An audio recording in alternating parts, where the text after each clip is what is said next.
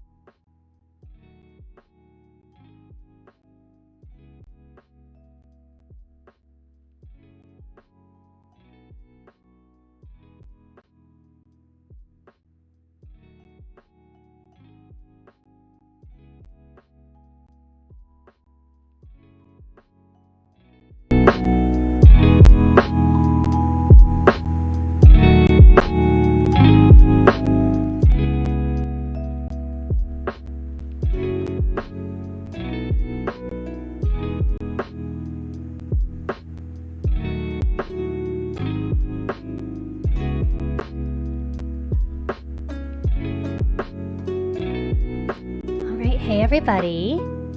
So I know that Sot is here. I know that Cobras is here. I see you've got 2 other viewers. So if you want to pop in so I can say hey, let you know who's hanging out. But yeah, sorry we're starting just a little bit later than usual today. Just wanted to give everybody lots of time to get rolling, and myself some time to get rolling because I am feeling Sunday.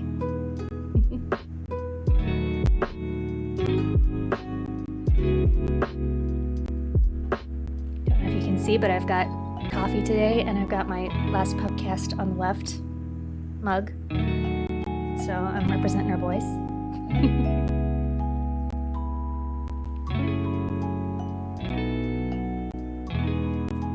I'm trying to not swallow directly into the mic for everybody's comfort.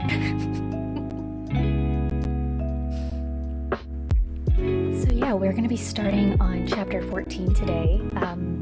I've also just got some like chill beats playing in the background. I'm just trying to keep things kind of nice and calm. Let me know if that's like wildly loud or like annoying and you hate it. Just trying to keep things cool. I mean, I suppose it would turn into an ASMR vid. I haven't exactly been that kind of content creator, but I suppose it could turn into that.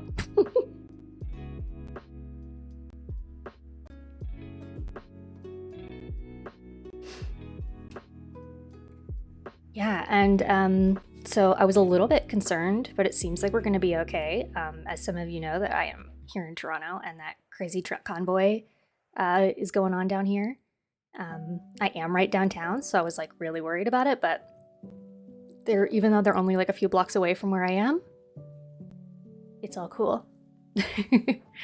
So hopefully nothing happens. It seems like Sunday everything's sort of dissipated and the Toronto convoy has not worked out for them. It's been kind of a mess.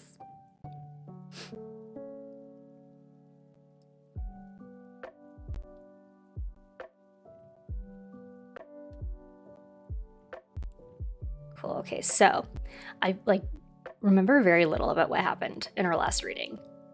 Full disclosure, as usual, my memory is terrible. I'm sure as we go, I'll start to remember stuff. I know that she had just gotten some, so our main girl here, Feyre, she has gotten some information from Lucian, who's like the haughty, smug one of the 2 gentlemen, high fairy people. The one that I like, but not the one I think that she is supposed to be into. I think he's just meant to be sort of a douche. But I like it. So she just got some information on how to catch, I forget what they're called, but some sort of fairy creature that will, if you catch them, tell you anything you want to know, which sounds like the less awesome version of a leprechaun, because like if you catch it, it can only tell you what it knows anyway. So like, I don't know. What do you mean, get like any money? Nothing? Just information? Maybe not even useful information, because you don't know. Like, if you catch that thing, is it even going to know what you want to know? I don't know. Guess we'll find out. So yeah. Oh, we're back down to 2. Who left? Oh well, that's okay. I know I've still got some friends here. Anyway, yeah, so I think we'll just get started reading. And then just like quick note, and just so it's in the chat for anybody who joins later, you can donate to fill up my little champagne glass there in the corner. More than anything though, like if you're not already following, so I know you are, but if nobody else is following, a follow or even a sub or anything like that is always super appreciated. I'm really just doing this to hang out with all of you, so there's no pressure, but it does make me very happy. So I've just popped the dono link down there in the chat. Once again, no pressure, just so it's there. All right, and we will get started. So we're on chapter 14.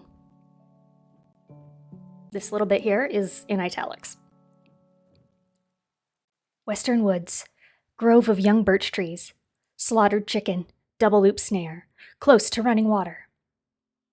I repeated Lucian's instructions as I walked out of the manor, through the cultivated gardens, across the wild, rolling grassy hills beyond them, over clear streams, and into the spring woods beyond. No one had stopped me. No one had even been around to see me leave. Bow and quiver across my back, Lucian's knife at my side. Oh yeah, that's right, so Lucian had also given her a knife, which is a big deal. Oh, thank you, Cobras, for following. So yeah, him giving her a knife is like a super big deal, because she's like under guard. She's like captured, right? She's a prisoner, so giving her weapons is like wild. In fact, I think the bow and arrow had previously been like only allowed to be given to her during like when they were out on hunts together. Oh, I'm so glad you're liking the relaxed vibes. Yeah, I'm trying to keep it chill. Okay, yeah, so I lugged along a satchel stuffed with a freshly dead chicken courtesy of the baffled kitchen staff and had tucked an extra blade into my boot. See, she's even stealing extra knives. She's just like armed to the teeth.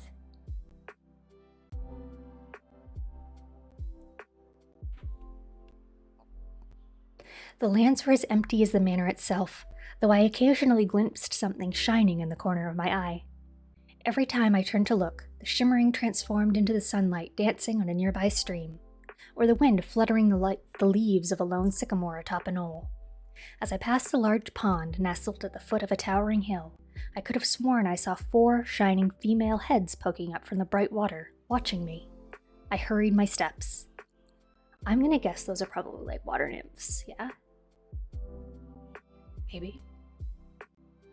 I love when they just like make vague references to like fantasy creatures, but they never say what they are, because this author, honestly, and like sorry that I keep stopping, but like her descriptive language is just like is really good. Like I'm really enjoying that part of it at the moment, almost more than the story, because the story hasn't really got like done a lot yet. Even though we're on chapter 14, it's still like they're all short, so things haven't really rolled all the way yet. And so right now I'm just like really enjoying her little descriptive paragraphs of like how pretty everything is. Only birds and the chittering and rustling of small animals sounded as I entered the still green western forest. I'd never ridden through these woods on my hunts with Lucian. There was no path here, nothing tame about it. Oaks, elms, and beeches intertwined in a thick weave, almost strangling the trickle of sunlight that crept in through the dense canopy. The moss-covered earth swallowed any sound I made. Old, this forest was ancient. And alive, in a way that I couldn't describe but could only feel. Deep in the marrow of my bones. Perhaps I was the first human in 500 years to walk beneath those heavy, dark branches, to inhale the freshness of spring leaves masking the damp, thick rot.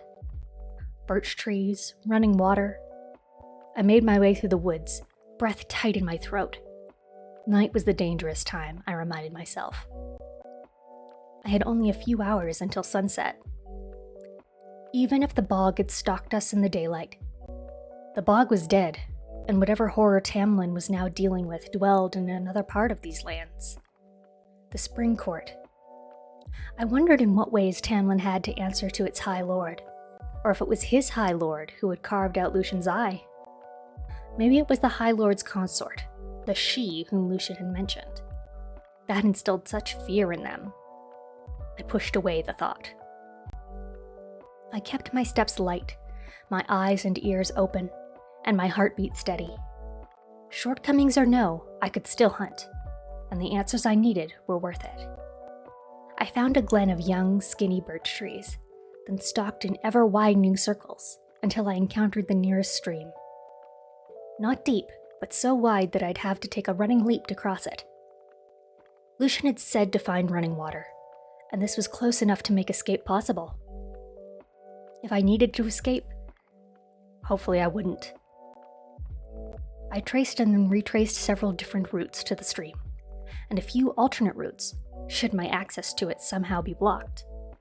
And when I was sure of every root and rock and hollow in the surrounding area, I returned to the small clearing encircled by those white trees and laid my snare. From my spot up a nearby tree, a sturdy, dense oak whose vibrant leaves hid me entirely from anyone below, I waited and waited. The afternoon sun crept overhead, hot enough even though the canopy that I had shrug off my cloak and rolled up the sleeves of my tunic. Oh, sorry, I read that wrong. The afternoon sun crept overhead, hot enough even through the canopy that I had to shrug off my cloak and roll up the sleeves of my tunic. My stomach grumbled, and I pulled a hunk of cheese out of my rucksack. Eating it would be quieter than the apple I'd also swiped from the kitchen on my way out. When I finished it off, I swigged water from the canteen I'd brought, parched from the heat. Did Tamlin or Lucian ever grow tired of day after day of eternal spring, or ever venture into the other territories, if only to experience a different season? I wouldn't have minded endless, mild spring while looking after my family. Winter brought us dangerously close to death every year. But if I were immortal, I might want a little variation to pass the time. And that's a good question, honestly, just pausing for a moment, because I don't know about you, but I personally don't like weather or seasons. This springtime, area or whatever, because it sounds like each kingdom just has one season and it stays like that all the time. Like California or whatever. But yeah, I would just want to pick either the spring or the summer one, wherever that is, and just stay in that warm, sunny, comfortable place all the time. Because here in Canada, I don't know if you can really see out my windows behind me here because of the sunlight, but it's there's big piles of snow and slush and disgustingness out there, and it's cold and I hate it, and I barely leave my apartment because of it. It just makes me so upset. I genuinely really don't like it. And I've only ever lived in Canada, in this region of Canada, my whole life. So yeah, I don't. Yeah, the sun is out. It's beautiful in terms of the sunlight, and that's always good. But yeah, it's gross outside when you step in it. I took the dog out this morning and I was oh no.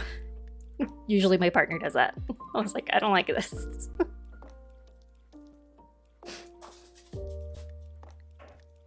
Oh, she heard me talking about her. See her back there.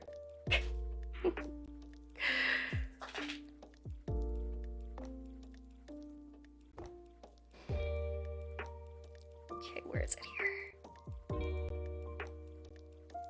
I'd probably want to do more than lurk about a manor house too, though I still hadn't worked up the nerve to make the request that had crept into the back of my mind when I saw the mural.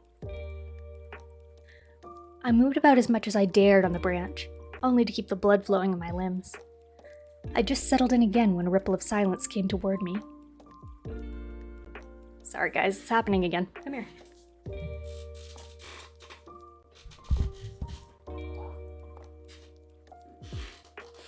She likes to hang out. She can't stand not having attention. Oh, Cobras, because I know you haven't joined us before. This is Mimosa. I know, she my baby. Hi.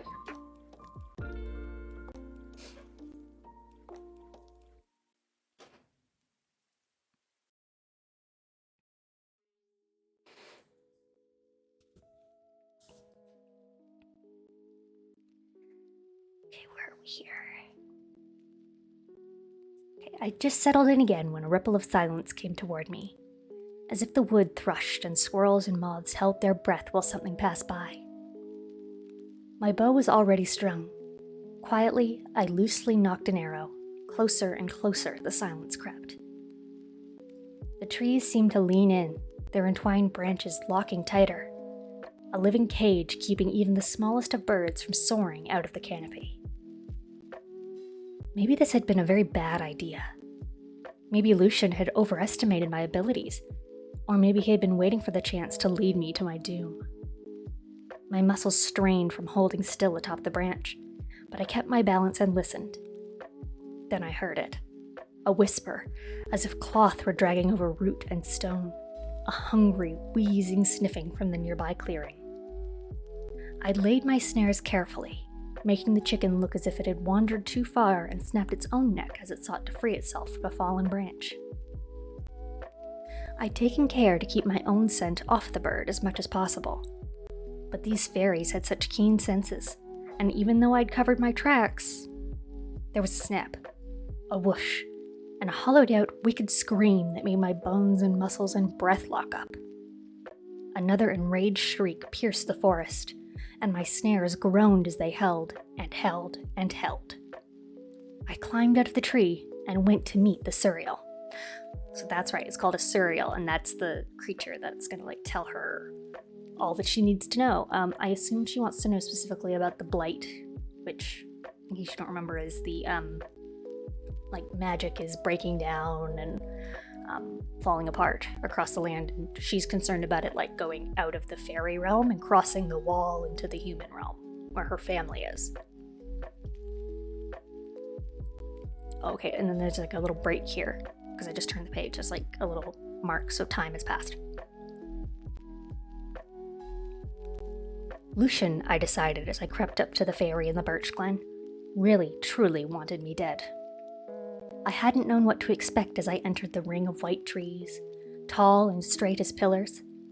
But it was not the tall, thin, veiled figure in dark, tattered robes.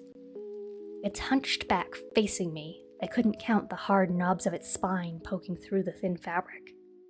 Spindly, scabby gray arms clawed at the snare with yellowed, cracked fingernails.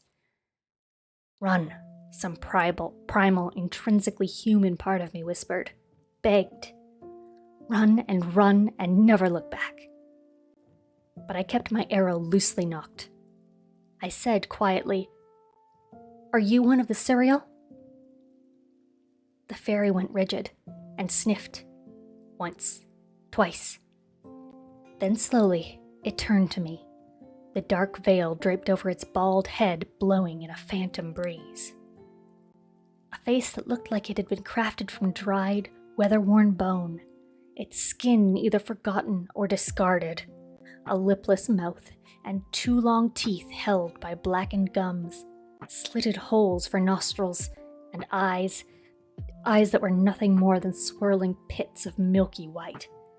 The white of death, the white of sickness, the white of clean-picked corpses. Peeking above the ragged neck of its dark robes was a body of veins and bones, as dried and solid and horrific as the texture of its face. It let go of the snare, and its 2 long fingers clicked against each other as it studied me. "Human," it said, and its voice was at once one and many, old and young, beautiful and grotesque. My bowels turned watery. Ugh. "Did you set this clever, wicked trap for me?" "Are you one of the Suriel?" I asked again, my words scarcely more than a ragged breath. "Indeed I am." Click, click, click went its fingers against each other, one for each word. "Then the trap was for you," I managed. "Run, run, run." It remained sitting, its bare, gnarled feet caught in my snares. "I have not seen a human woman for an age. Come closer so I might look upon my captor." I did no such thing. I let out a huffing, awful laugh. "And which of my brethren betrayed my secrets to you?" "None of them. My mother told me stories of you." "Lies. I can smell the lies on your breath." It sniffed again, its fingers clacking together. It cocked its head to the side, an erratic, sharp movement, the dark veil snapping with it. "What would a human woman want from a Suriel?" "You tell me," I said softly. It let out another laugh. "A test. A foolish and useless test, for if you dared to capture me, then you must want knowledge very badly." I said nothing, and it smiled with that lipless mouth, its grayed teeth horrifically large. "Ask me your questions, human, and then free me." I swallowed hard. Is there truly no way for me to go home?" "Not unless you seek to be killed, and your family with you. You must remain here." Whatever last shred of hope I'd been clinging to, whatever foolish optimism shriveled and dried, this changed nothing. Before my fight with Tamlin that morning, I hadn't even entertained the idea anyway. Perhaps I'd only come here out of spite. So, fine. If I was here facing sure death, then I might as well learn something. "What do you know about Tamlin?" "More specific, human. Be more specific, for I know a good many things about the High Lord of the Spring Court." The earth tilted beneath me. Tamlin is a High Lord?" Click, click, click. "You did not know. Interesting. Not just some petty fairy lord of the manor, but a High Lord of one of the 7 territories. A High Lord of Prythian." "Did you also not know that this is the Spring Court, little human?" Yes, I knew about that." The Suriel settled on the ground. "Spring, summer, autumn, winter, dawn, day, and night," it mused, as if I hadn't even answered. "The 7 courts of Prythian, each ruled by a High Lord, all of them deadly in their own way. They are not merely powerful, they are power. That was why Tamlin had been able to face the bog and live. High Lord." I tucked away my fear. "Everyone at the Spring Court is stuck wearing a mask, and yet you aren't," I said cautiously. "Are you not a member of the court?" "I am a member of no court. I am older than the High Lords, older than Prythian, older than the bones of this world." Lucian had definitely overestimated my abilities. "And what can be done about this blight that has spread in Prythian, stealing and altering the magic? Where did it come from?" "Stay with the High Lord, human," the Suriel said. "That's all you can do. You will be safe. Do not interfere. Do not go looking for answers after today, or you will be devoured by the shadow over Prythian. He will shield you from it, so stay close to him, and all will be righted." That wasn't exactly an answer. I repeated, "Where did the blight come from?" Those milky eyes narrowed. "The High Lord does not know that you came here today, does he? He does not know that his human woman came to trap a Suriel, because he cannot give her the answers she seeks. But it is too late, human. For the High Lord, for you, perhaps for your realm as well." Despite all that it had said, despite its order to stop asking questions and stay with Tamlin, it was his human woman that echoed in my head. That made me clench my teeth. But the Suriel went on. "Across the violent western sea, there is another fairy kingdom called Hybern, ruled by a wicked, powerful king." "Yes, a king," he said when I raised a brow. "Not a High Lord. There, his territory is not divided into courts. There, he is law unto himself. Humans no longer exist in that realm, though his throne is made of their bones." That large island I'd seen on the map, the one that hadn't yielded any lands to humans after the treaty. And a throne of bones. The cheese I'd eaten turned leaden in my stomach. "For some time now, The king of Highburn has found himself unhappy with the treaty the other ruling high fae of the world made with you humans long ago. He resents that he was forced to sign it, to let his mortal slaves go and to remain confined to his damp green isle at the edge of the world.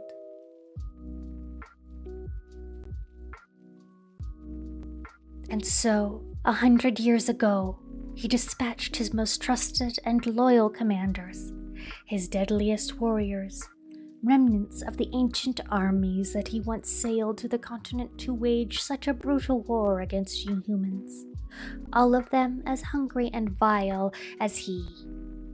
As spies and courtiers and lovers, they infiltrated the various high fae courts and kingdoms and empires around the world for 50 years, and when they had gathered enough information, he made his plan.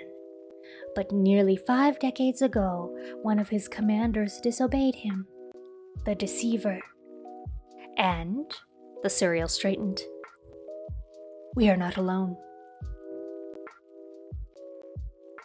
I drew my bow farther, but kept it pointed at the ground as I scanned the trees. But everything had already gone silent in the presence of the Suriel. Human, you must free me and run, it said, those death-filled eyes widening. Run for the High Lord's manor. Do not forget what I told you. Stay with the High Lord, and live to see everything righted. What is it? If I knew what came, I could stand a better chance of...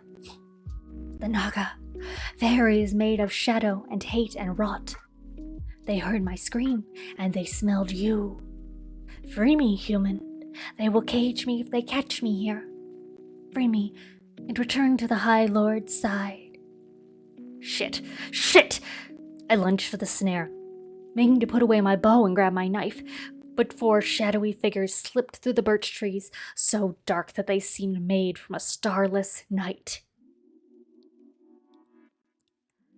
Alright, and that's the end of chapter 14.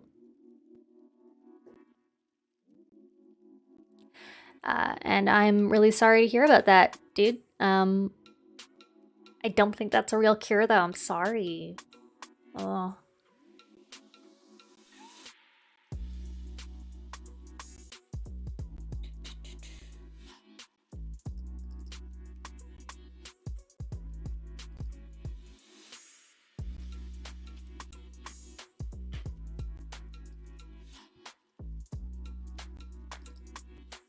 Okay, great. So we're down to 34 chapters left, which... still a lot, but it's not undoable depending on the length of them. Yeah, that was a good chapter, eh? That one was spooky. I like that creature. He's like really creepy. I was picturing sort of like a big, like hunched, sort of almost skeleton man. I don't know about you. Yeah, it was very, very horror. It's very cool. And I remember, like, I was at the beginning, I was saying that, like, her descriptive language of, like, the pretty things was awesome, but then, like, she applied that to, like, some really spooky shit, which is cool.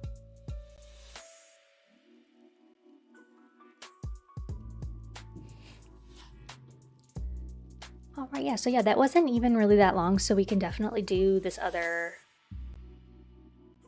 Oh, okay. I panicked for a second because the time estimate in the bottom of my e-reader here, it switched from telling me how long it should take to read the chapter to telling me how long it should take to read the book, and it said 9 hours. And I was like, I don't have time for a 9-hour chapter. What the hell is going on? So I don't know how long chapter 15 is, but we're still pretty early on in stream here, so I think we're good. Okay. So, chapter 15. The Naga were sprung from a nightmare, covered in dark scales and nothing more. They were a horrendous combination of serpentine features and male humanoid bodies whose powerful arms ended in polished, black, flesh-shredding talons. Here were the creatures of the blood-filled legends, the ones that slipped through the wall to torment and slaughter mortals. The ones I would have been glad to kill that day in the snowy woods. Their huge, almond-shaped eyes greedily took in the Suriel and me. The four of them paused across the clearing, the Suriel between us, and I trained my arrow towards the one in the center. The creature smiled, a row of razor-sharp teeth greeting me as a silvery forked tongue darted out. "The Dark Mother has sent us a gift today, brothers," he said, gazing at the Suriel, who was clawing at the snare now. The Naga's amber eyes shifted towards me again. "And a meal." "Not much to eat," another one said, flexing its claws. I began backing away, toward the stream, toward the manor below, keeping my arrow pointed at them. One scream from me would notify Lucian, but my breath was thin, and he might not come at all if he'd sent me here. I kept every sense fixed on my retreating steps. "Human," the Suriel begged. I had 10 arrows, 9 once I fired, then 1 knocked in my bow. None of them ash, but maybe they'd keep the Naga down long enough for me to flee. I backed away another step. The 4 Naga crept closer, as if savoring the slowness of the hunt, as if they already knew how I tasted. I had 3 heartbeats to make up my mind, 3 heartbeats to execute my plan. I drew my bowstring back farther, my arms trembling. And then I screamed, sharp and loud, and with every bit of air in my 2 tight lungs. With the Naga now focused entirely on me, I fired at the tether holding the Suriel in place. The snare shattered, like a shadow on the wind. The Suriel was off, a blast of dark that set the 4 Naga staggering back. The one closest to me surged toward the Suriel, the strong column of its scaly neck stretching out. No chance of my movements being considered an unprovoked attack anymore. Not now that they'd seen my aim. They still wanted to kill me. So I let my arrow fly. The tip glittered like a shooting star through the gloom of the forest. I had all of a blink before it struck home and blood sprayed. The Naga toppled back just as the remaining 3 whirled to me. I didn't know if it was a killing shot. I was already gone. I raced for the stream, using the path I'd calculated earlier, not daring to look back. Lucian had said he'd be nearby, but I was deep in the woods, too far from the manor and help. Branches and twigs snapped behind me, too close, and the snarls that sounded like nothing I'd heard from Tamlin or Lucian, or the wolf or any animal filled the still woods. My only hope of getting away alive lay in outrunning them long enough to reach Lucian, and then only if he was there as he'd promised to be. I didn't let myself think of all the hills I would have to climb once I cleared the forest itself, or what I would do if Lucian had changed his mind. The crashing through the brush became louder, closer, and I veered to the right, leaping over the stream. Running water might have stopped the Suriel, but a hiss and a thud close behind told me it did nothing to hold a Naga at bay. I careened through a thicket, and thorns ripped at my cheeks. I barely felt their stinging kisses or the warm blood sliding down my face. I didn't even have time to wince, not as 2 dark figures flanked me, closing in to cut me off. My knees groaned as I pushed myself harder, focusing on the growing brightness of the wood's end. But the Naga in my right rushed at me, so fast that I could only leap aside to avoid the slashing talons. I stumbled, but stayed upright just as the Naga on my left pounced. I hurled myself into a stop, swinging my bow up in a wide arc. I nearly lost my grip as it connected with that serpentine face and bone crunched with a horrific screech. I hurled over his enormous fallen body, not pausing to look for the others. I made it 3 feet before the 3rd Naga stepped in front of me. I swung my bow at his head. He dodged it. The other 2 hissed as they came up behind me, and I gripped the bow harder. Surrounded, I turned in a slow circle, bow ready to strike. One of them sniffed at me, those slitted nostrils flaring. "Scrawny human thing," he spat to the others, whose smiles grew sharper. "Do you know what you've cost us?" I wouldn't go down without a fight, without taking some of them with me. "Go to hell," I said. But it came out in a gasp. They laughed, stepping nearer. I swung the bow at the closest. He dodged it, chuckling. "We'll have our sport, though you might not find it as amusing." I gritted my teeth as I swung again. I would not be hunted down like a deer among wolves. I would find a way out of this. I would. A black-clawed hand closed around the shaft of my bow, and a resounding snap echoed through the two silent woods. The air left my chest in a whoosh, and I only had time to half-turn before one of them grabbed me by the throat and hurled me to the ground.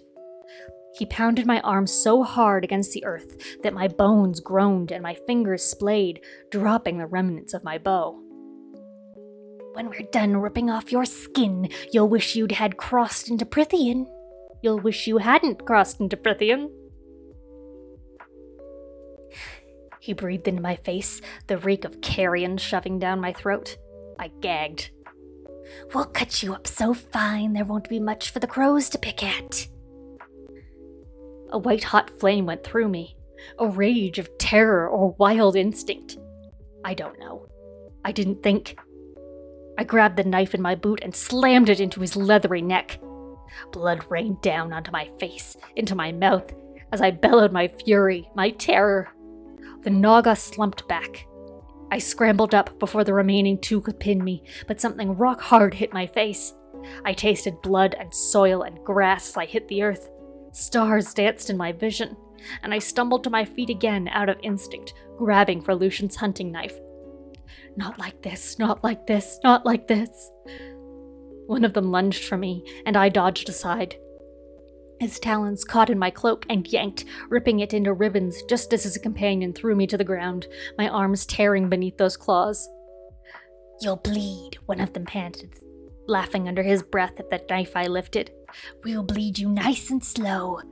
He wiggled his talons, perfect for deep, brutal cutting. He opened his mouth again, and a bone-shattering roar sounded through the clearing. Only it hadn't come from the creature's throat. The noise hadn't finished echoing before the Naga went flying off me, crashing into a tree so hard that the wood cracked. I made out the gleaming gold of his mask and hair, and the long, deadly claws before Tamlin tore into the creature.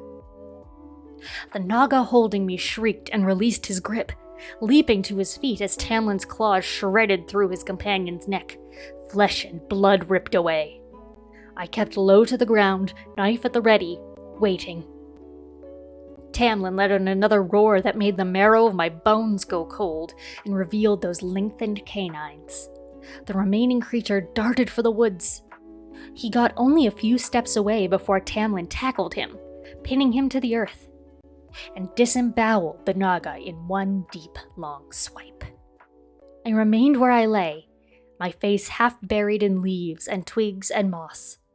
I didn't try to raise myself. I was shaking so badly that I thought I would fall apart at the seams. It was all I could do to keep holding the knife. Tamlin got to his feet, wrenching his claws out of the creature's abdomen. Blood and gore dripped from them, staining the deep green moss. High Lord, High Lord, High Lord. Feral rage still smoldering in his gaze, and I flinched as he knelt beside me. He reached for me again, but I jerked back away from the bloody claws that were still out. I raised myself into a sitting position before the shaking resumed. I knew I couldn't get to my feet. "Feyre," he said. The wrath faded from his eyes, and the claws slipped back under his skin. But the roar still sounded in my ears. There had been nothing in that sound but primal fury. "How?" It was all I could manage to say, but he understood me. "I was tracking a pack of them." Oh, this is him, sorry. "I was tracking a pack of them. These four escaped and must have followed your scent through the woods. I heard you scream."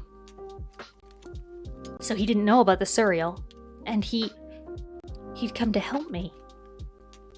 He reached a hand toward me, and I shuddered as he ran cool, wet fingers down my stinging, aching cheek. Blood. that was blood on them. And from the stickiness on my face, I knew there was already enough blood splattered on me that it wouldn't make a difference.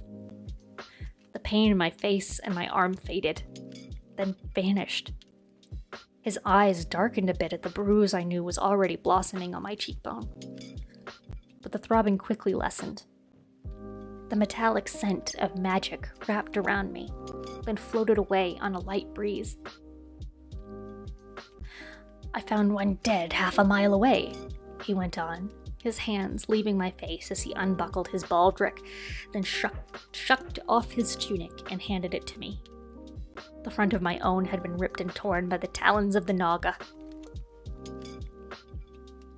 I saw one of my arrows in his throat, so I followed their tracks here. I pulled on Tamlin's tunic over my own, ignoring how easily I could see the cut of his muscles beneath his white shirt.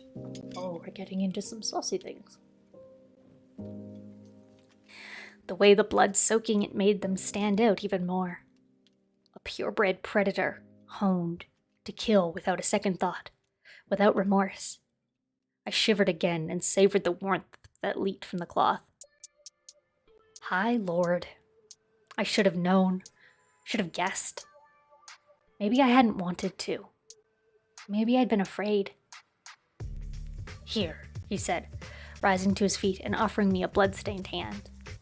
I didn't dare look at the slaughtered Naga as I gripped his extended hand, and he pulled me to my feet. My knees buckled, but I stayed upright. I stared at our linked hands, both coated in blood that wasn't our own. No, he hadn't been the only one to spill blood just now. And it wasn't just my blood that still coated my tongue. Perhaps that made me as much of a beast as him. But he'd saved me, killed for me. I spat onto the grass, wishing I hadn't lost my canteen. Do I want to know what you were doing out here? He asked. No, definitely not. Not after he'd warned me plenty of times already. I thought I wasn't confined to the house or garden. Oh, thank you, Cobras, for the 5. I really appreciate it. I thought I wasn't confined to the house and garden. I didn't realize I'd come so far. He dropped my hand.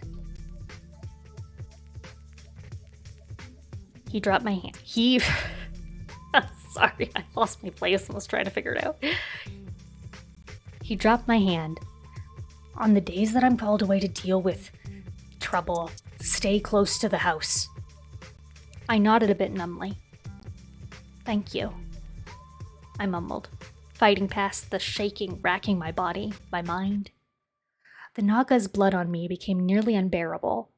I spat again. Not just for this. For saving my life, I mean. I wanted to tell him how much that meant.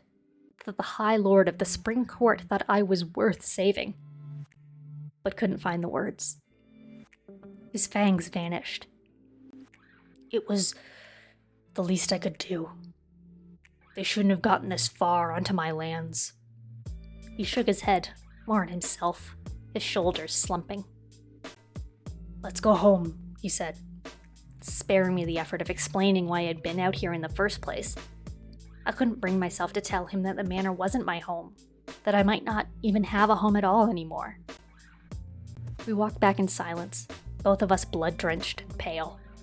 I could still sense the carnage we'd left behind, the blood-soaked ground and trees, the pieces of the Naga.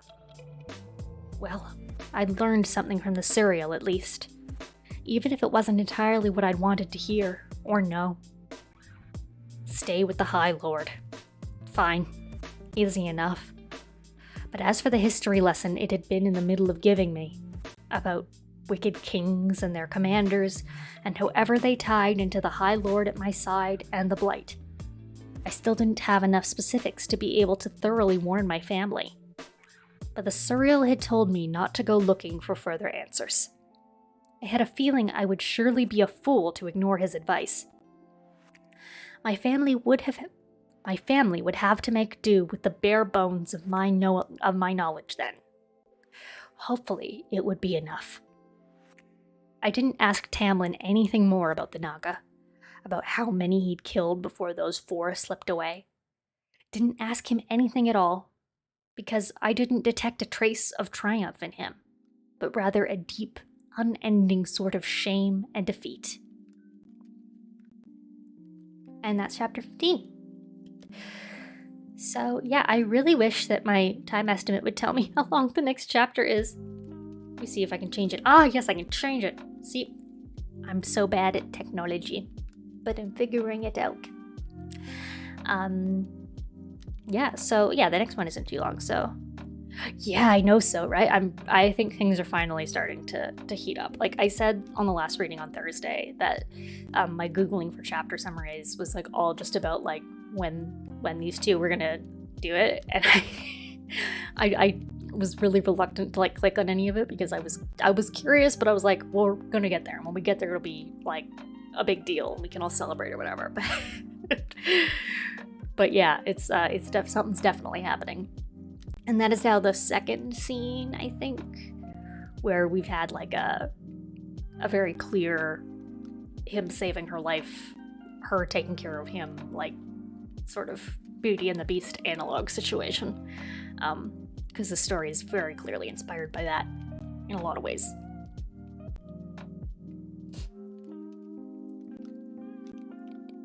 Okay. Let's change our tracker here. So we have got 33 chapters left to go.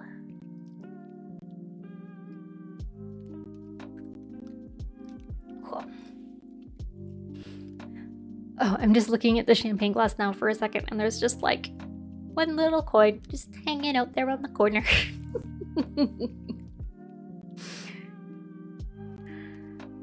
Oh, and the sun's starting to go down outside. We're getting just like some sunset vibes. This is cool.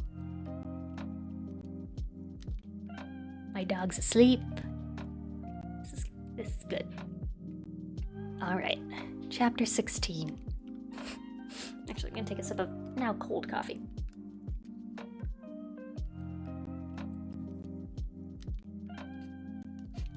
I have a mug warmer somewhere over on like this is like my weird crafting set like table over on the side, and I did used to use it as a mug warmer. It got turned into an attempt at a candle making station. Did not go well. So it's covered in wax. I would have to clean it in order to use it. Crafting adventures.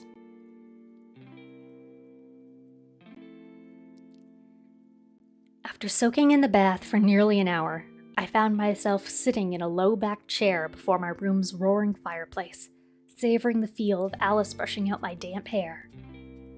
Though dinner was to be served soon, Alice had a cup of molten chocolate brought up and refused to do anything until I'd had a few sips. Talk about nice. Oh my god. It was the best thing I'd ever tasted. I drank from the thick mug as she brushed my hair, nearly purring at the feel of her thin fingers along my scalp. But when the other maids had gone downstairs to help with the evening meal, I lowered my mug into my lap. If more fairies keep crossing the court borders and attacking, is there going to be a war? Maybe we should just take a stand. Maybe it's time to say enough, Lucian had said to Tamlin that first night.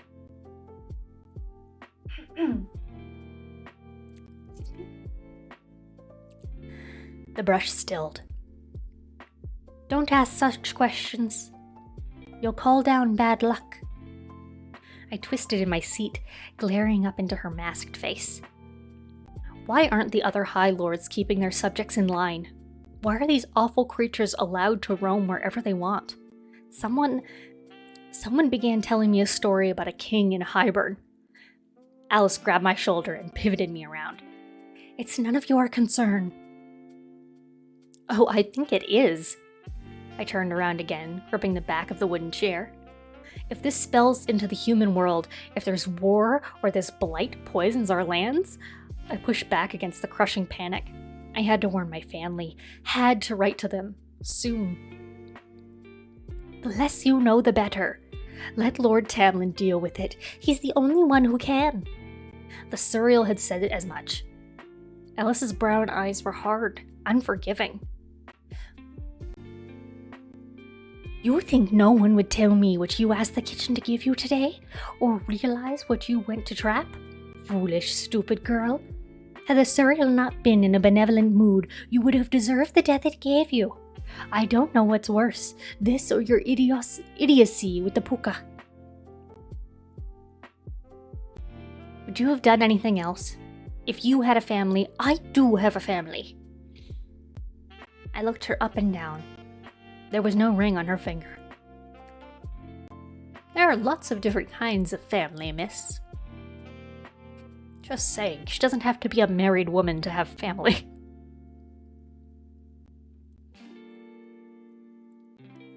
Alice noticed my stare and said, My sister and her mate were murdered nigh on 50 years ago, leaving 2 younglings behind. Everything I do, everything I work for is for those boys. So you don't get the right to give me that look and ask me if I would do anything different, girl. Where are they? Do they live here? Perhaps that was why there were children's books in the study. Maybe those 2 small, shining figures in the garden, maybe that had been them. No, they don't live here, she said, too sharply. They're somewhere else, far away. I considered what she said and cocked my head. Do fairy children age differently? If their parents had been killed almost 50 years ago, they could hardly be boys. Some age like you and can breed as often as rabbits, but there are kinds, like me, like the high fae, who are rarely able to produce younglings. The ones who are born age quite a bit slower.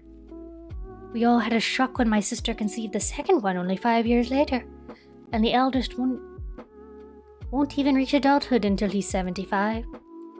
But they're so rare. All our young are, and more precious to us than jewels or gold. She clenched her jaw tightly enough that I knew that was all I would likely get from her. I didn't mean to question your dedication to them, I said quietly. When she didn't reply, I added, I understand what you mean about doing everything for them. Alice's lips thinned. But she said, the next time that fool Lucian gives you advice on how to trap the Suriel, you come to me. Dead chicken's my sagging ass. All you needed to do was offer it a new robe, and it would have groveled at your feet. There is a break here. Time has passed. By the time I entered the dining room, I'd stopped shaking, and some semblance of warmth had returned to my veins. High Lord of Prithian or no, I wouldn't cower. Not after what I'd been through today. Lucian and Tamlin were already waiting for me at the table.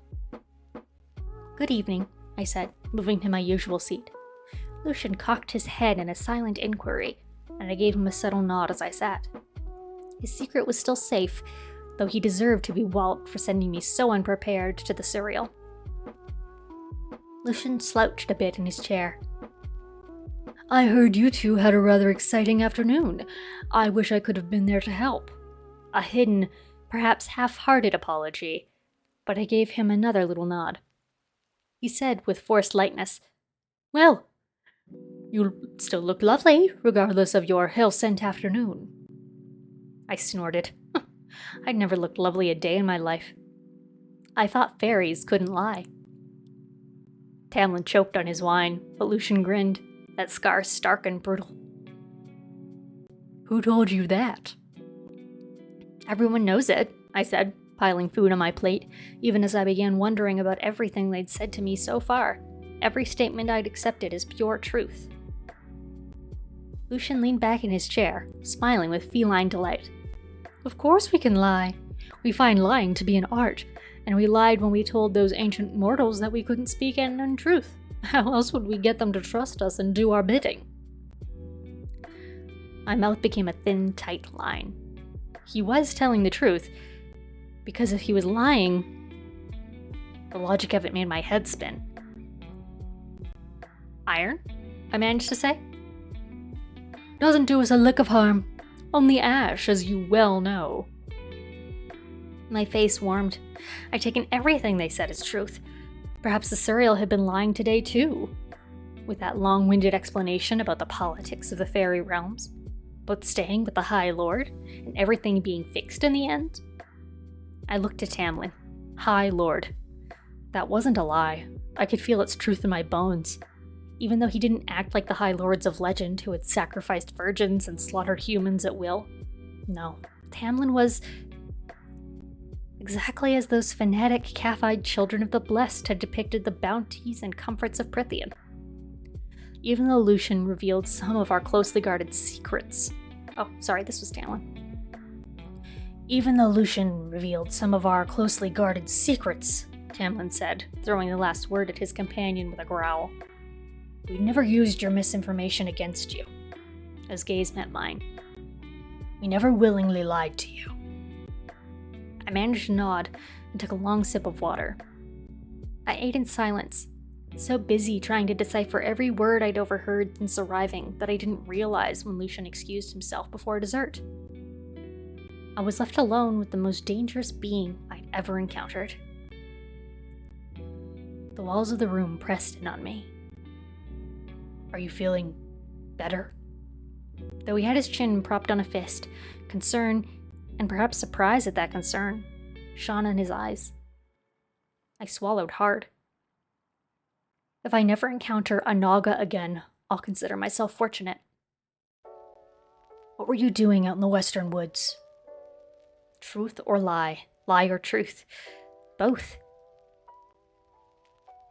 I heard a legend once about a creature who had answers to your questions, if you can catch it. Tamlin flinched as his claws shot out, slicing his face. Yikes. But the wounds closed as soon as they opened, leaving only a smear of blood running down his golden skin, which he wiped away with the back of his sleeve. You went to catch the Suriel? I caught the Suriel, I corrected. And did it tell you what you wanted to know? I wasn't sure he was breathing. We were interrupted by the Naga before it could tell me anything worthwhile. His mouth tightened. I'd start shouting, but I think today was punishment enough. He shook his head. You actually snared the Suriel, a human girl. Despite myself, despite the afternoon, my lips twitched upward. Is it supposed to be hard? He chuckled, then fished something out of his pocket. Well, if I'm lucky, I won't have to trap the Suriel to learn what this is about. He lifted my crumpled list of words. My heart dropped in my stomach. I couldn't think of a suitable lie. Everything was absurd. Unusual, Q, slaying, conflagration. He read the list.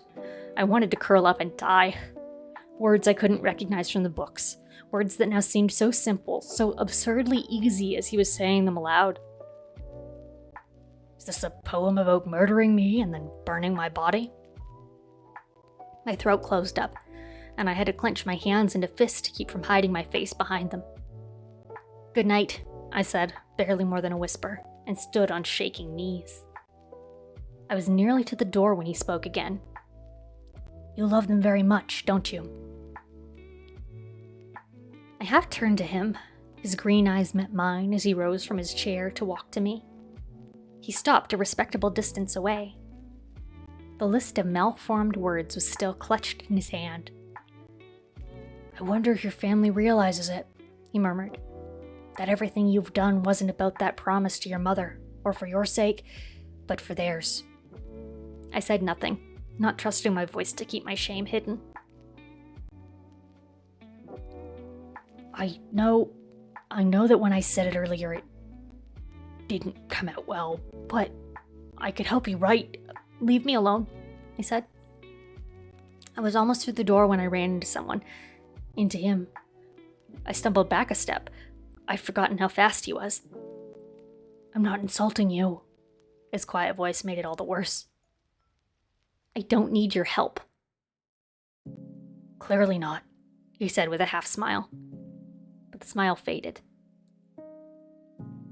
A human who can take down a fairy in a wolf's skin, who ensnared the Suriel and killed 2 Naga on her own. He choked out a laugh and shook his head. The firelight danced along his mask. They're fools. Fools for not seeing it. He winced, but his eyes held no mischief.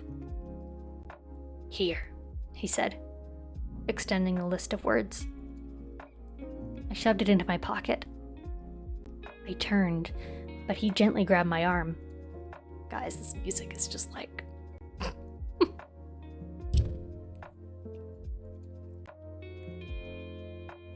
You gave up so much for them. He lifted his other hand as if to brush my cheek. I braced myself for the touch, but he lowered it before making contact. Do you even know how to laugh? Shook off his arm to stop the angry words. Yeah, hi, nice to see you.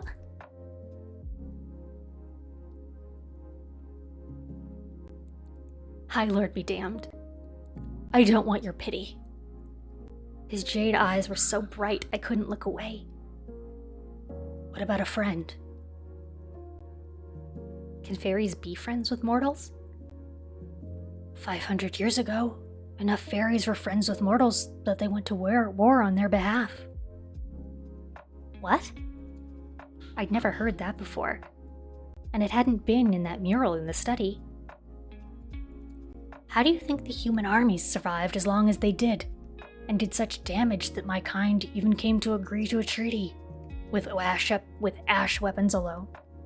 There were fairies who fought and died at the human sides for their freedom, and who mourned when the only solution was to separate our peoples. Were you one of them? I was a child at the time, too young to understand what was happening, or even to be told, he said. A child, which meant he had to be over. But had I been old enough, I would have. Against slavery, against tyranny, I would gladly go to my death, no matter whose freedom I was defending. I wasn't sure if I would do the same. My priority would be to protect my family, and I would have... Oh, where am I here? My priority would be to protect my family, and I would have picked whatever side could keep them safest. I hadn't thought of it as a weakness until now. For what it's worth, Tamlin said, your family knows you're safe. They have no memory of a beast bursting into their cottage, and think a long-lost, very wealthy aunt called you away to aid her on her deathbed. They know you're alive and fed and cared for, but they also know that there have been rumors of a threat in Prithian, and are prepared to run should any of the warning signs about the wall faltering occur. Yes, hi Artique, nice to see you. I love your cat emotes, they're very cute.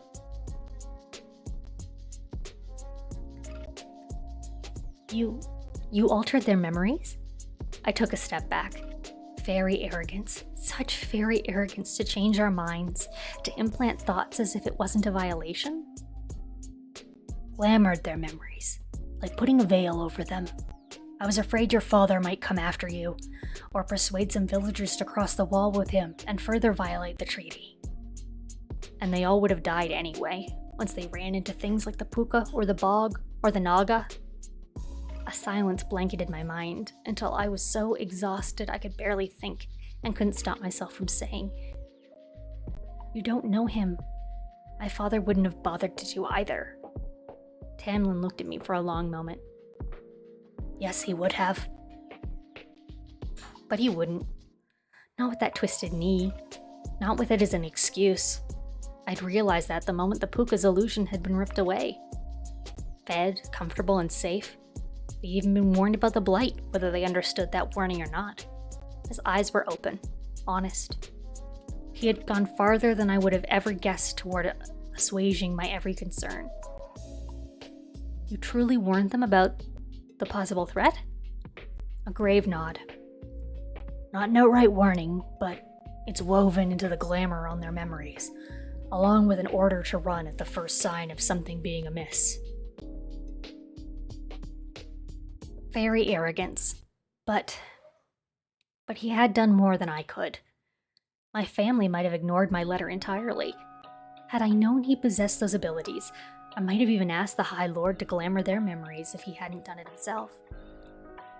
I truly had nothing to fret about, save for the fact that they'd probably forget me sooner than expected. I couldn't entirely blame them. My vow fulfilled, my task complete. What was left for me? The firelight danced on his mask, warming the gold, setting the emeralds glinting. Such color and variation. Colors I didn't know the names of. Colors I wanted to catalog and weave together. Colors I had no reason not to explore now. Paint, I said, barely more than a breath. He cocked his head, and I swallowed, squaring my shoulders. If it's not too much to ask, I'd like some paint and brushes. Tamlin blinked. You like art? You like to paint? His stumbling words weren't unkind. It was enough for me to say, yes, I'm not any good, but if it's not too much trouble, I'll paint outside so I don't make a mess, but outside, inside, on the roof, paint whatever you want, I don't care, he said. But if you need paint and brushes, you'll also need paint, paper, and canvas. I can help around the kitchen or in the gardens to pay for it. You'd be more of a hindrance. It might take a few days to track them down, but the paint, the brushes, the canvas, and the space are yours. Work wherever you want. The house is too clean anyway. Thank you. I mean it, truly. Thank you. Of course. I turned, but he spoke again. Have you seen the gallery? I blurted. There's a gallery in the house? He grinned. Actually grinned, the High Lord of the Spring Court. I had it closed off when I inherited this place. When he inherited a title, it seemed to have little joy in holding. When he inherited a title, he seemed to have little joy in holding. Seemed like a waste of time to have the servants keep it cleaned. Of course it would, to a trained warrior. He went on. I'm busy tomorrow, and the gallery needs to be cleaned up, so the next day. Let me show it to you the next day. He rubbed at his neck, faint color creeping into those cheeks of his, more alive and warm than I'd yet seen them. Please, it would be my pleasure. And I believed him that it would. I nodded dumbly. If the paintings along the halls were exquisite, then the ones selected for the gallery had to be beyond my human imaginings. I would like that, very much. He smiled at me still, broadly and without restraint or hesitation. Isaac had never smiled at me like that. Isaac had never smiled at me like that. Isaac had never made my breath catch just a little bit. I will say my book is just telling me right now that most people highlight that particular section. So that's kind of cute. The feeling was startling enough that I walked out, grasping the crumpled paper in my pocket as if doing so could somehow keep that answering smile from tugging on my lips. And that's chapter 16. Oh, so that one was kind of cute, and like I think you guys are definitely right. We are almost at maybe something kind of spicy happening, but it's like it's very sweet right now, very cute. So yeah, this one is also not very long, so I think we can do another chapter. Yay!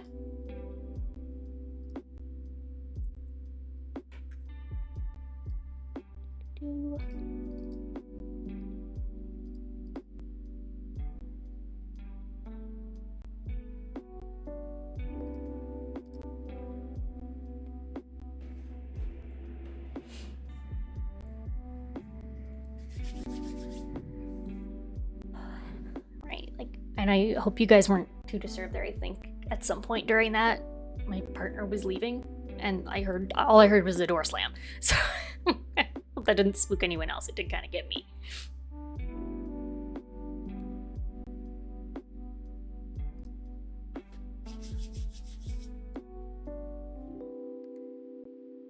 Okay, I'm just gonna get right into it. I'm feeling like I just want to jump right in. Chapter 17. I jerked awake in the middle of the night, panting. My dreams had been filled with the clicking of the Suriel's bone fingers, the grinning Naga, and a pale, faceless woman dragging her blood-red nails across my throat, splitting me open bit by bit. She kept asking for my name, but every time I tried to speak, my blood bubbled out of the shallow wounds on my neck, choking me. I ran my hands through my sweat-damp hair. As my panting eased, a different sound filled the air, creeping in from the front hall through the crack beneath the door. Shouts and someone's screams. I was out of my bed in a heartbeat. The shouts weren't aggressive, but rather commanding, organizing. But the screaming, every hair on my body,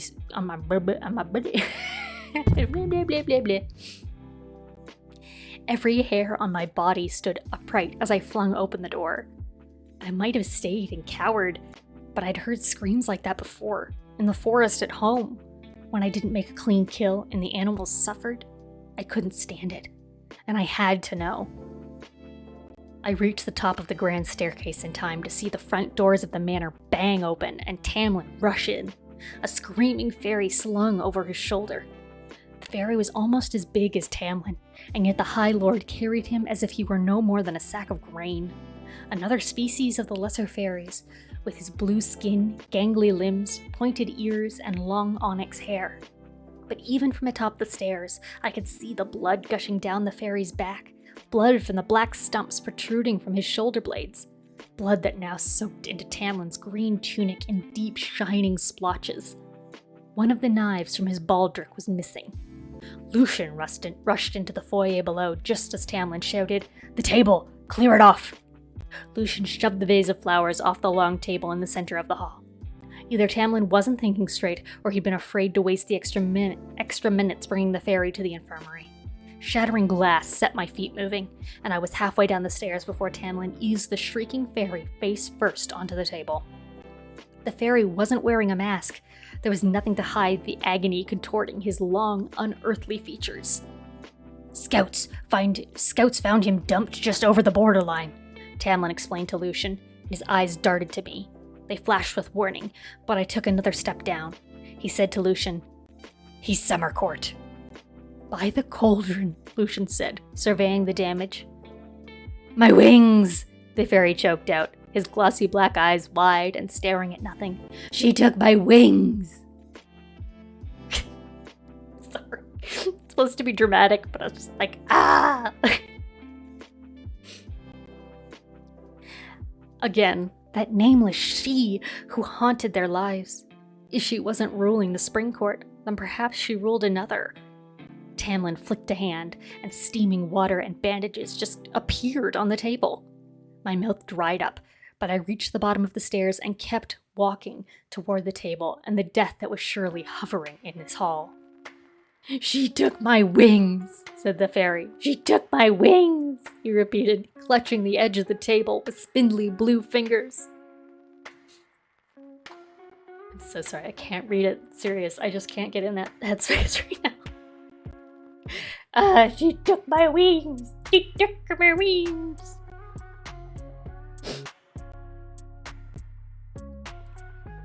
Tamlin murmured a soft, wordless sound, gentle in a way I hadn't heard before, and picked up a rag to dunk in the water. I took up a spot across the table from Tamlin, and the breath whooshed from my chest as I beheld the damage. Whoever she was, she hadn't just taken his wings. She'd ripped them off. Blood oozed from the black velvety stumps on the fairy's back. The wounds were jagged, cartilage and tissue severed in what looked like uneven cuts, as if she'd sawed off his wings bit by bit. "She took my wings," the fairy said again, his voice breaking. As he trembled, shock taking over, his skin shimmered with veins of pure gold, iridescent like a blue butterfly. "Keep still," Tamlin ordered, wringing the rag. "You'll bleed out faster." "No," the fairy started and began to twist onto his back, away from Tamlin, from the pain that was surely coming when that rag touched those raw stumps. It was instinct, or mercy, or desperation perhaps, to grab the fairy's upper arms and shove him down again, pinning him to the table as gently as I could. He thrashed, strong enough that I had to concentrate solely on holding him. His skin was velvet smooth and slippery, a texture I would never be able to paint, not even if I had eternity to master it. But I pushed against him, gritting my teeth and willing him to stop. I looked to Lucian, but the color had blanched from his face, leaving a sickly white-green in its wake. "Lucian," Tamlin said, a quiet command, but Lucian kept gaping at the fairy's ruined back, at the stumps, his metal eye narrowing and widening, narrowing and widening. He backed up a step, and another, and then vomited in a potted plant before sprinting from the room. The fairy twisted again, and I held tight, my arms shaking with the effort. His injuries must have weakened him greatly, if I could keep him pinned. "Please," I breathed, "please hold still." "She took my wings! She took them!" the fairy sobbed. "I know," I murmured, my fingers aching. "I know." Tamlin touched the rag to one of the stumps, and the fairy screamed so loudly that my senses guttered, sending me staggering back. He tried to rise, but his arms buckled, and he collapsed face first onto the table again. Blood gushed, so fast and bright that it took me a heartbeat to realize that a wound like this required a tourniquet, and that the fairy had lost far too much blood for it to even make a difference. It poured down his back and onto the table, where it ran to the edge and drip, drip, dripped to the floor near my feet. I found Tamlin's eyes on me. The wounds aren't clotting," he said under his breath as the fairy panted. "Can't you use your magic?" I asked, wishing I could rip that mask off his face and see his full expression. Tamlin swallowed hard. "No, not for major damage. Once, but not any longer."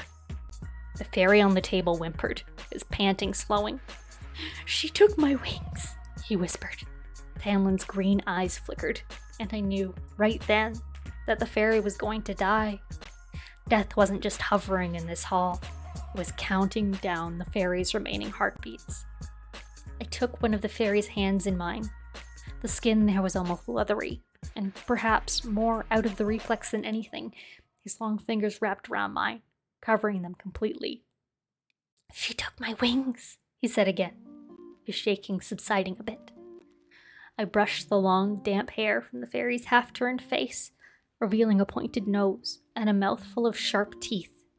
His dark eyes shifted to mine, beseeching, pleading. "It will be all right," I said, and hoped he couldn't smell the lies the way the Suriel was able to. I stroked his limp hair, its texture like liquid night. Another I would never be able to paint, but would try to, perhaps forever. "It will be all right." The fairy closed his eyes, and I tightened my grip on his hand. Something wet touched my feet, and I didn't need to look down to see that his blood had pooled around me. "My wings," the fairy whispered. "You'll get them back." The fairy struggled to open his eyes. "You swear?" "Yes," I breathed. The fairy managed a slight smile and closed his eyes again. My mouth trembled. I wished for something else to say, something more to offer him than my empty promises. The first false vow I'd ever sworn. But Tamlin began speaking, and I glanced up to see him take the fairy's other hand. "Cauldron save you," he said, reciting the words of a prayer that was probably older than the mortal realm. "Mother hold you. Pass through the gates and smell that immortal land of milk and honey. Fear no evil. Feel no pain." Tamlin's voice wavered, but he finished. "Go and enter eternity." The fairy heaved one final sigh, and his hand went limp in mine. I didn't let go, though, and kept stroking his hair, even when Tamlin released him and took a few steps from the table. I could feel Tamlin's eyes on me, but I wouldn't let go. I didn't know how long it took for a soul to fade from the body. I stood in the puddle of blood until it grew cold, holding the fairy's spindly hand and stroking his hair, wondering if he knew I'd lied when I'd sworn he would get his wings back, wondering if, wherever he had now gone, he had gotten them back. A clock chimed somewhere in the house, and Tamlin gripped my shoulder. I hadn't realized how cold I'd become until the heat of his hand warmed me through my nightgown. "He's gone. Let him go." I studied the fairy's face, so unearthly, so inhuman. Who could be so cruel to hurt him like that? "Feyre," Tamlin said, squeezing my shoulder. I brushed the fairy's hair behind his long pointed ear, wishing I'd known his name, and let go. Tamlin led me up the stairs, neither of us caring about the bloody footprints I left. Behind, or the freezing blood soaking the front of my nightgown.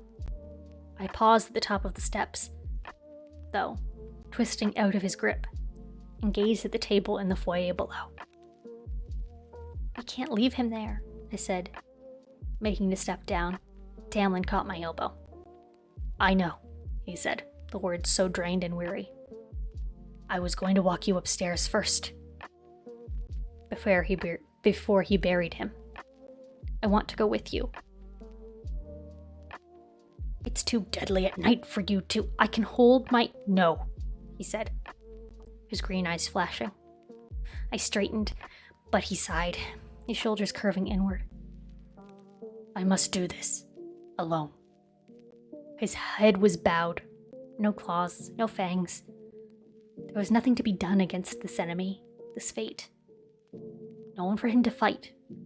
So I nodded, because I would have wanted to do it alone too, and turned toward my bedroom. Tamlin remained at the top of the stairs. "Feyre," he said, softly enough that I faced him again. "Why?" He tilted his head to the side. "You dislike our kind on a good day, and after Andras..."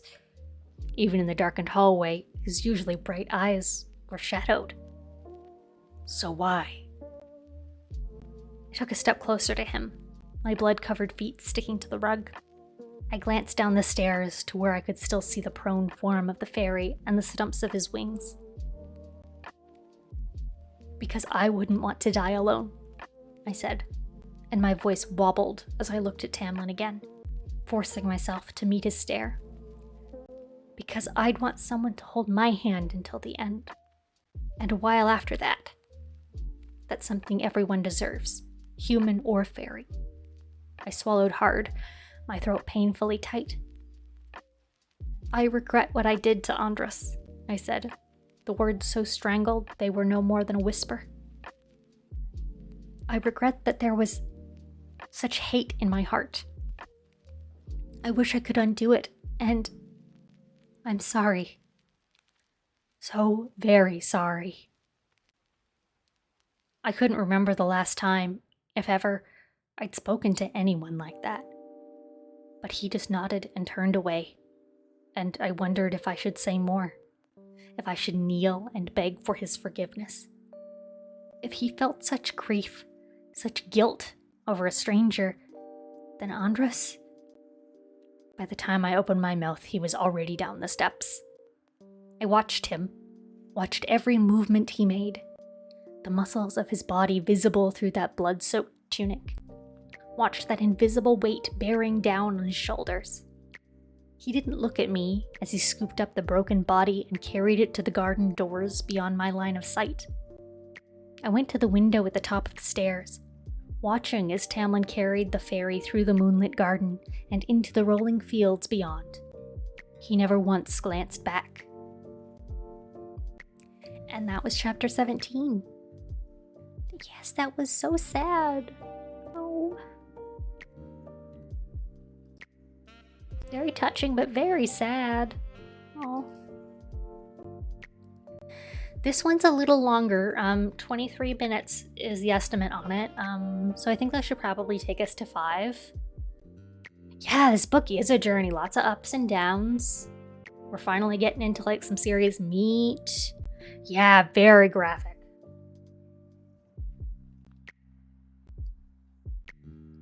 Like, I like it, though. I like how graphic it is. That speaks to me.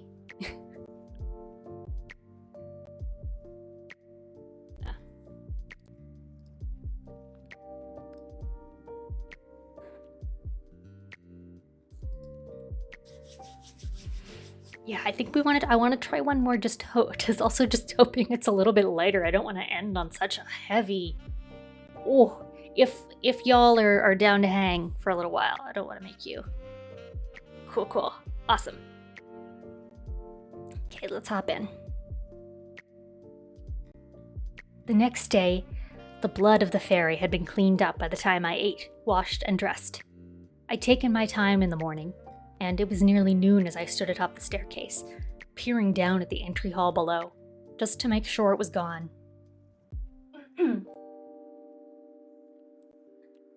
I'd been set on finding Tamlin and truly explaining, how sorry I was about Andres, but I was supposed to stay with him, that I could at least attempt to repair what I'd ruined.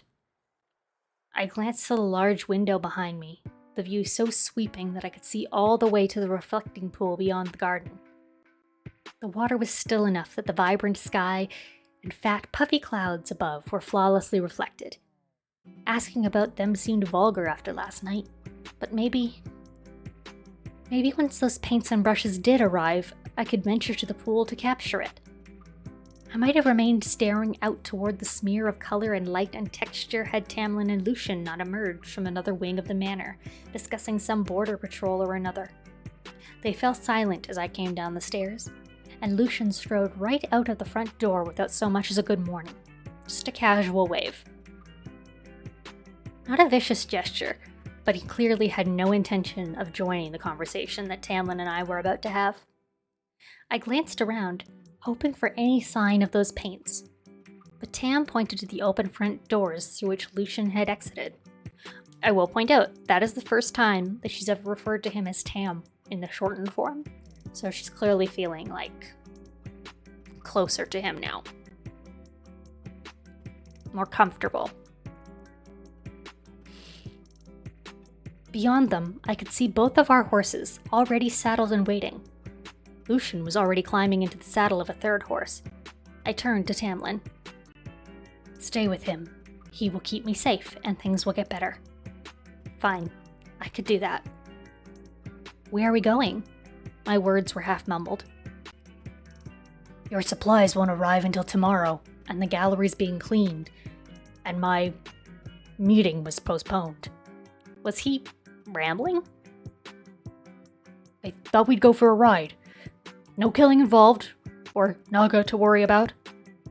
Even as he finished with a half smile, sorrow flicked in his eyes. Indeed, I'd had enough death in the past 2 days. Enough of killing fairies. Killing anything. No weapons were sheathed at his side or on his baldric, but a knife hilt glinted at his boot. Where had he buried that fairy? A high lord digging a grave for a stranger. I might not have believed it if I'd been told. Might not have believed it if he hadn't offered me sanctuary rather than death. Where to? I asked. He only smiled. I couldn't come up with any words when we arrived, and knew that even if I had been able to paint it, nothing would have done it justice. It wasn't simply that it was the most beautiful place I'd ever been to, or that it filled me with both longing and mirth, but it just seemed right. As if the colors and lights and patterns of the world had come together to form one perfect place. One true bit of beauty. After last night, it was exactly where I needed to be. We sat atop a grassy knoll, overlooking a glade of oaks so wide and high they could have been the pillars and spires of an ancient castle. Shimmering tufts of dandelion fluff drifted by, and the floor of the clearing was carpeted with swaying crocuses and snowdrops and bluebells. It was an hour or two past noon by the time we arrived, but the light was thick and golden. Though the three of us were alone, I could have sworn I heard singing. I hugged my knees and drank in the glen. We brought a blanket, Tamlin said, and I looked over my shoulder to see him jerk his chin to the purple blanket they laid out a few feet away. Lucian plopped down onto it and stretched his legs. Tamlin remained standing, waiting for my response. I shook my head and faced forward, tracing my hand through the feather-soft grass, cataloging its color and texture. I'd never felt grass like it, and I certainly wasn't going to ruin the experience by sitting on a blanket. Rushed whispers were exchanged behind me, and before I could turn around to investigate, Tamlin took a seat at my side. His jaw was clenched tight enough that I stared ahead. "What is this place?" I said, still running my fingers through the grass. Out of the corner of my eye, Tamlin was no more than a glittering golden figure. "Just a glen." Behind us, Lucian snorted. "Do you like it?" Tamlin asked quickly. The green of his eyes matched the grass between my fingers, and the amber flecks were like the shafts of sunlight that streamed through the trees. Even his mask, odd and foreign, seemed to fit into the glen, as if this place had been fashioned for him alone. I could picture him here in his beast form, curled up in the grass, dozing. She's thinking about this man like he's a big old beast, so she's clearly part of the Monster Fucker Club. We okay with that?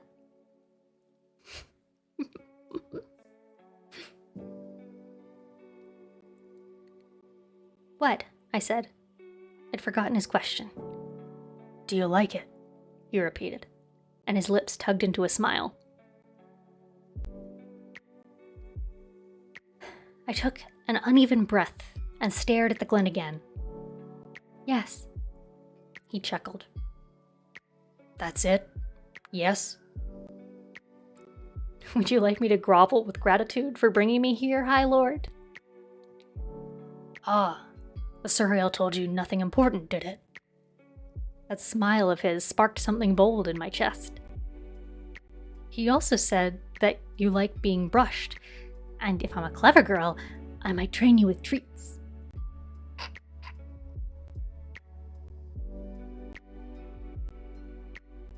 Sorry. I already made the monster fucker joke, but then she did that. Just.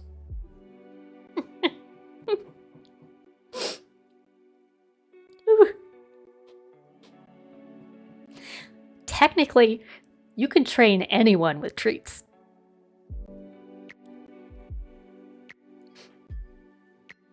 You just have to know what's high value.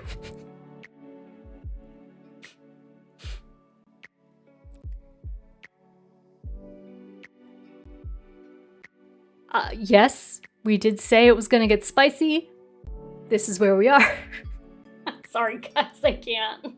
This is just, I need to collect myself here. Okay.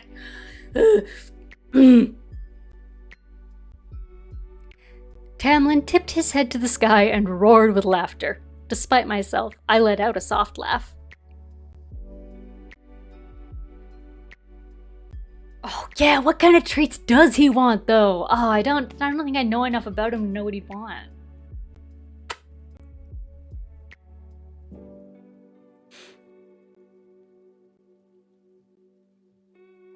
"I might die of surprise," Lucian said behind me. "You made a joke, Feyre." I turned to look at him with a cool smile. "You don't not want to know what the Suriel said about you."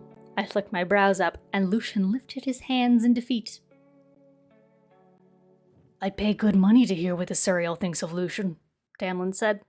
A cork popped, followed by the sounds of Lucian chugging the bottle's contents and chuckling with a muttered, "Brushed." Hey, you know what? Getting your hair brushed, human or beast or whatever, is honestly great. If you're doing it yourself, awesome. Like, you ever been to the hairdresser? It's great. It's very comforting. Everyone likes it. I don't blame anyone for liking that. Unless you've got somebody who does it wrong, then it's not so good. Like when I was a little girl, my mother was terrible at it, so every time she went to brush my hair, I would cry. It's almost like the woman, enjoyed hurting my head, but I know she didn't. Because she's my mom, and she was an okay mom, so nope. just right through. The sharpest brush she could purchase.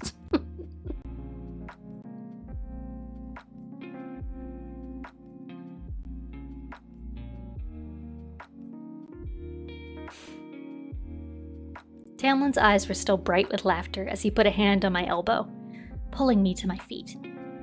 "Come on," he said, jerking his head down the hill to the little stream that ran along its base. "I want to show you something. Oh, also, I just need to pop this in here so you know what's going on in my head. They keep using the word Glen to describe this place, and my first serious boyfriend's name was Glenn, and to this day, every time I see that word, even though it's not capitalized, that still, trips off my tongue like it's a name, and makes me feel weird.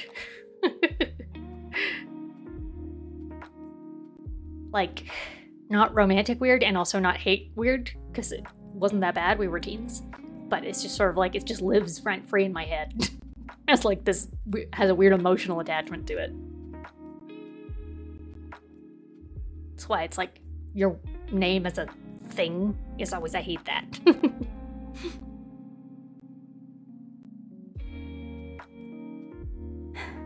I got to my feet, but Lucian remained sitting on the blanket and lifted the bottle of wine in salute. He took a slug from it as he sprawled on his back and gazed at the green canopy. So I like this guy. He's just drinking sparkling wine, just laying back. I'd hang with him. Each of Tamlin's movements was precise and efficient, his powerfully muscled legs eating up the earth as we wove between the towering trees, hopping over tiny brooks, and clambered up steep knolls. We stopped atop a mound, and my hands slackened at my sides. There, in a clearing surrounded by towering trees, lay a sparkling silver pool. Even from a distance, I could tell that it wasn't water, but something more rare and infinitely more precious. Tamlin grasped my wrist and tugged me down the hill, his calloused fingers gently scraping against my skin. He let go of me to leap over the root of the tree in a single maneuver and prowled to the water's edge. I could only grind my teeth as I stumbled after him, heaving myself over the root. He crouched by the pool and cupped his hand to fill it. He tilted his hand, letting the water fall. "Have a look." Silvery, sparkling water that dribbled from his hand set ripples dancing across the pool, each glimmering with various colors. And, "That looks like starlight," I breathed. He huffed a laugh, filling and emptying his hand again. I gaped at the glittering water. "It is starlight." "That's impossible," I said, fighting the urge to take a step toward the water. "This is Prithian. According to your legends, nothing is impossible." "How?" I asked, unable to take my eyes from the pool. The silver, but also the blue and red and pink and yellow, glinting beneath the lightness of it. "I don't know. I never asked, and no one ever explained." When I continued gaping at the pool, he laughed, drawing away my attention, only for me to find him unbuttoning his tunic. "Jump in," he said, the invitation dancing in his eyes. "Okay, we're just gonna skinny dip now. Alright, we just doing this." A swim, unclothed, alone. Damn! With a high lord. I shook my head, falling back a step. His fingers paused at the second button from his collar. "Don't you want to know what it's like?" I didn't know what he meant. Swimming in starlight or swimming with him?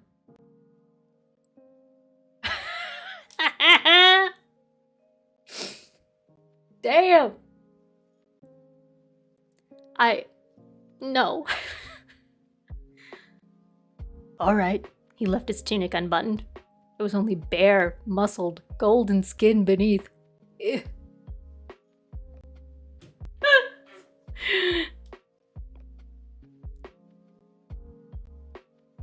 "Why this place?" I asked, tearing my eyes away from his chest. "This is my favorite haunt as a boy. which was when I couldn't stop the question from coming out. How old are you? 17. Sorry. I really should put a counter up how many times Twilight comes in my head, but I'm going to try to not. Just going to try to not do that. I can't not do that. I'm going to try to not do that. He cut a glance in my direction. A very long time. He said it so quietly that it made me shift my feet. A very long time ago indeed, if he'd been a boy during the war. Well, I'd started down that road, so I ventured to ask, is Lucian all right? After last night, I mean. He seemed back to his usual snide, irreverent self, but he'd vomited at the sight of that dying fairy. He didn't react well. Tamlin shrugged, but his words were soft as he said, Lucian has endured things that make times like last night difficult. Not just the scar in the eye, though I bet last night brought back memories of that, too. Tamlin rubbed at his neck, then met my stare. Such an ancient heaviness in his eyes and the set of his jaw. Lucian is the youngest son of the High Lord of the Autumn Court. I straightened. The youngest of 7 brothers. The Autumn Court is cutthroat. Beautiful, but his brothers see each other only as competition, since the strongest of them will inherit the title, not the eldest. It is the same throughout Prithian, at every court. Lucian never cared about it, never expected to be crowned High Lord, so he spent his youth doing everything a High Lord's son probably shouldn't.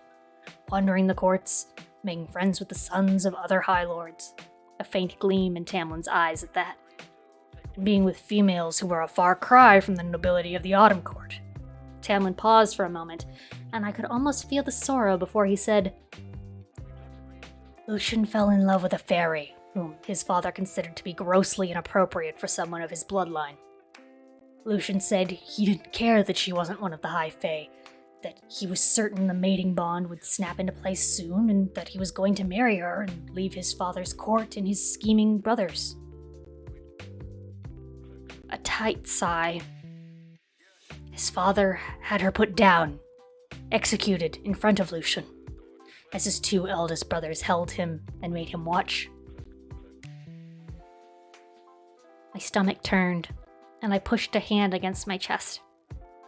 I couldn't comprehend that sort of loss. Lucian left. He cursed his father, abandoned his title and the Autumn Court, and walked out. And without his title protecting him, his brothers thought to eliminate one more contender to the High Lord's crown. 3 of them went out to kill him. 1 came back. Lucian killed them? He killed 1, Tamlin said. I killed the other, as they had crossed into my territory, and I was now High Lord and could do what I wanted with trespassers threatening the peace of my lands. A cold, brutal statement. I claimed Lucian as my own, named him emissary since he'd already made many friends across the courts and had always been good at talking to people, while I can find it difficult. He's been here ever since.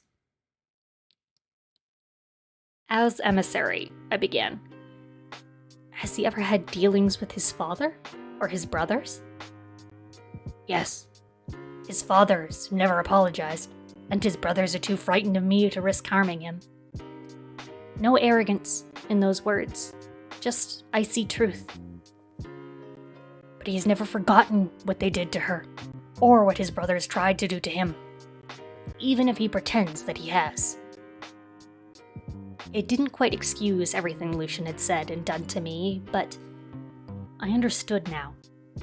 I could understand the walls and barriers he had no doubt constructed around himself. My chest was too tight, too small to fit the 8 building in it. I looked at the pool of glittering starlight and let out a heavy breath. I needed to change the subject. What would happen if I were to drink the water? Tamlin straightened a bit, then relaxed as if glad to release that old sadness. Legend claims you'd be happy until your last breath, he added. Perhaps we both need a glass. I don't think that entire pool would be enough for me, I said, and he laughed. 2 jokes in one day. A miracle sent from the cauldron, he said. I cracked a smile. He came a step closer, as if forcibly leaving behind the dark, sad stain of what had happened to Lucian, and the starlight danced in his eyes as he said, What would be enough to make you happy? I blushed from my neck to the top of my head. I don't know. It was true. I'd never given that sort of thing any thought beyond getting my sisters safely married off and having enough food for me and my father and time to learn to paint. He said, not stepping away. What about the ringing of bluebells, or a ribbon of sunshine, or a garland of moonlight? He grinned wickedly. High Lord of Prithian indeed. High Lord of Foolery was more like it. And he knew. He knew I'd say no, that I'd score him a bit from merely being alone with him. No, I wouldn't let him have the satisfaction of embarrassing me. I'd had enough of that lately. Enough of that girl encased in ice and bitterness. So I gave him a sweet smile, doing my best to pretend that my stomach wasn't flipping over itself. A swim sounds delightful. She gonna do it. She gonna do it. I didn't allow myself room for second guessing, and I took no small amount of pride in the fact that my fingers didn't tremble once I removed my boots. Then unbuttoned my tunic and pants and shucked them onto the grass. My undergarments were modest enough that I wasn't showing much, but I still looked straight at him as I stood on the grassy bank. The air was warm and mild, and a soft breeze kissed its way across my bare stomach. Slowly, so slowly, his eyes roved down, then up, as if he were studying every inch, every curve of me. And even though I wore my ivory underthings, that gaze alone stripped me bare. Damn! Such a child, oh my god.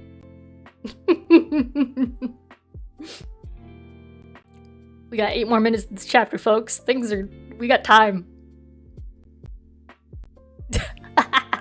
So, that is perfect. Ivory Underthings is a perfect stripper name. I thoroughly encourage it.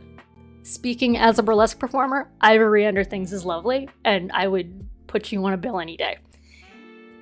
Okay, so I'm going to read Katricia's message here. So this mating bond gets introduced in this chapter, and at first it seems like a version of imprinting, but throughout the books we'll find out that the mating bond can be rejected if one person doesn't consent, and can be formed between same-sex couples, so it's 100% better than Twilight. Completely agree. 100% that is a better way of doing it. Yes. Yes.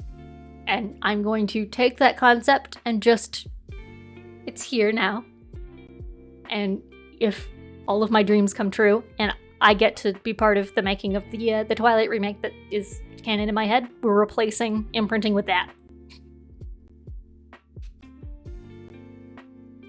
I hear Kristen Stewart might produce it. Put me in your movie, girl.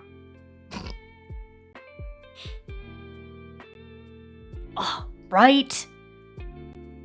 Just so dedicated. Come on. Come on.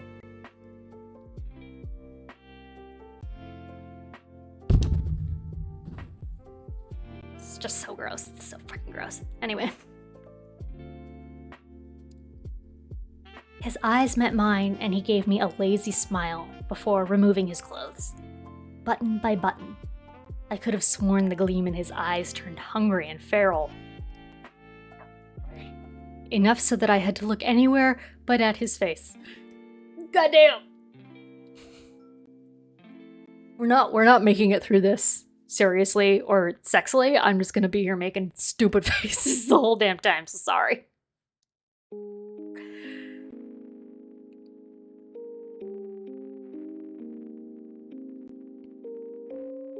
let myself indulge in the glimpse of a broad chest, arms corded with muscle, and long, strong legs before I walked right into that pool. He wasn't built like Isaac, whose body was very much still... One second, I don't know if this is like a syntax mistake or if I'm not reading it right, so it may take me a couple times. He wasn't built like Isaac, whose body had very much still been in that gangly place between boy and man. There we go. Okay, I just skipped a word. We're fine. So Isaac was like a teen?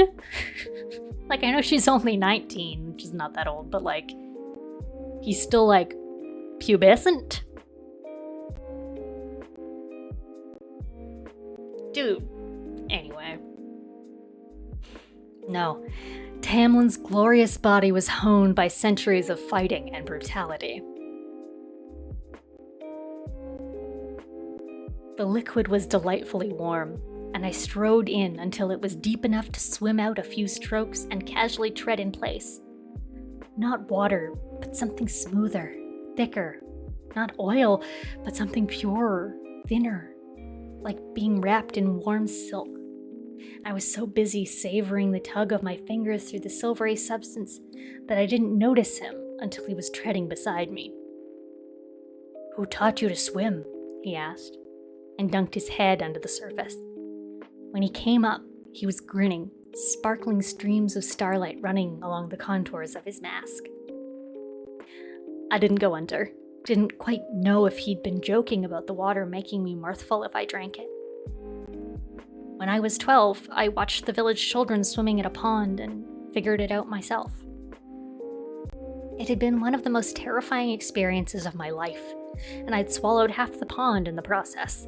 But I'd gotten the gist of it, managed to conquer my blind panic and terror and trust myself. Knowing how to swim had seemed like a vital ability, one that might someday mean the difference between life and death. I'd never expected it would lead to this, though. He went under again, and when he emerged, he ran a hand through his golden hair.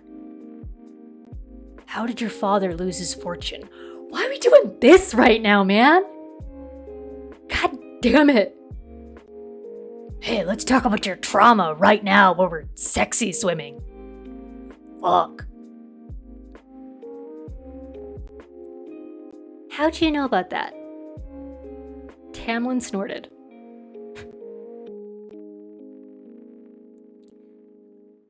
"I don't think born peasants have your kind of diction." Judgy motherfucker.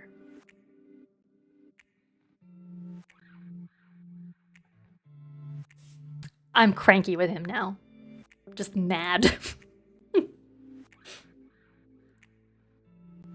Some part of me wanted to come up with a comment about snobbery, but, well, he was right, and I couldn't blame him for being a skilled observer. You can, though.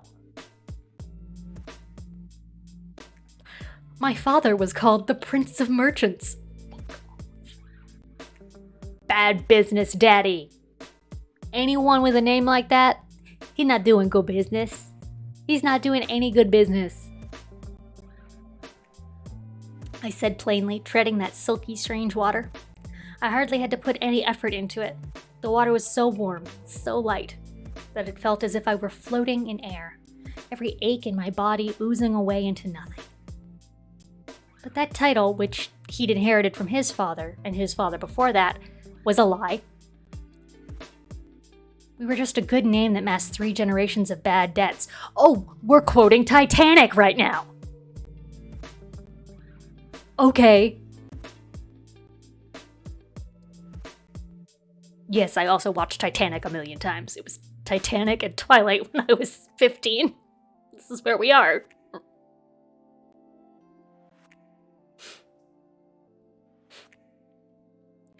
My father had been trying to find a way to ease those debts for years, and when he found an opportunity to pay them off, he took it, regardless of the risks. I'm sorry, I don't know why this is getting me so bad. Father stuff just gets to me. I am restraining myself from, talking about my own shit every time Bad Business Daddy comes up, because it gets me in so much trouble every time.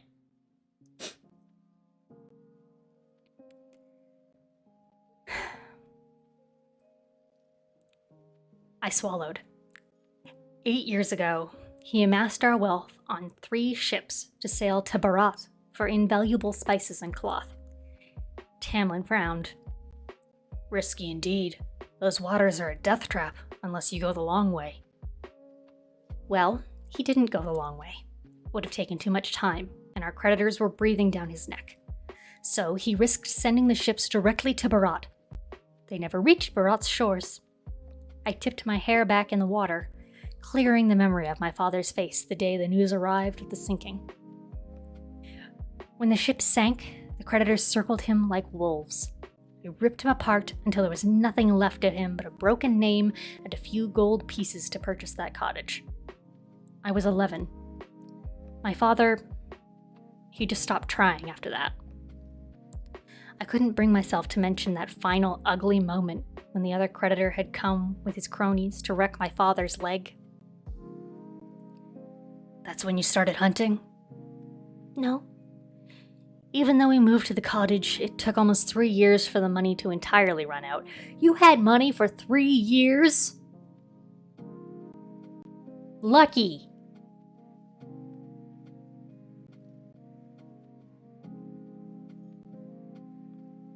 He couldn't have done something with that? Bad business, Daddy, indeed. If you're gonna be a capitalist, be a good one, goddammit.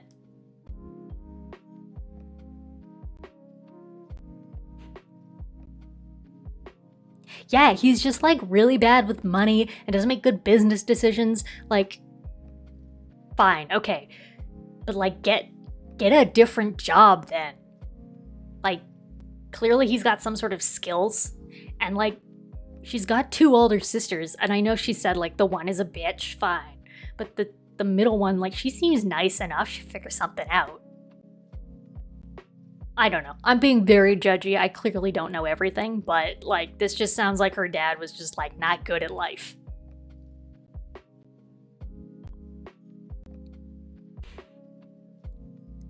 I started hunting when I was 14. His eyes twinkled. No trace of warrior forced to accept a High Lord's burden. And here you are. What else did you figure out for yourself? Maybe it was the enchanted pool. Or maybe it was the genuine interest behind the question. But I smiled and told him about those years in the woods. Tired but surprisingly content from a few hours of swimming and eating, which, by the way, there's a break in the chapter, so now we don't even get anything else. That was all we got.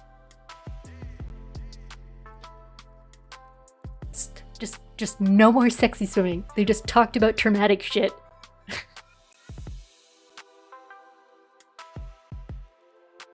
It sounds like a date I would go on.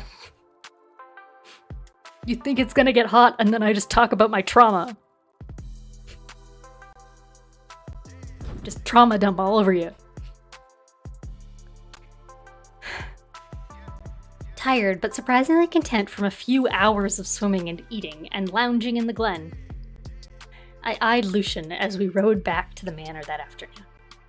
We were crossing a broad meadow of new spring grass when he caught me glancing at him for the 10th time, and I braced myself as he fell back from Tamlin's side.